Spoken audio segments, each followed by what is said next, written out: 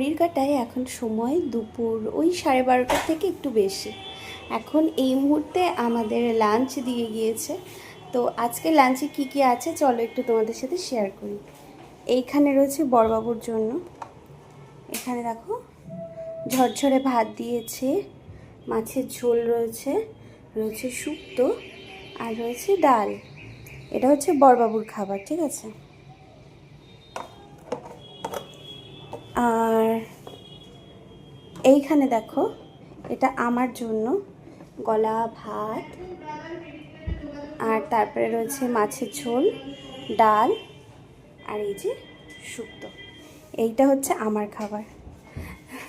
তো কেমন যেন মনে হচ্ছে হোটেলে বেড়াতে এসেছি, সত্যি বলছি, তাই না বলো? মনে হচ্ছে হোটেলে বেড়াতে এসেছি আমরা। হ্যাঁ, হোটেলে বেড়াতে এসেছি, ওখান থেকে আমরা ছানাকে নিয়ে যাবো।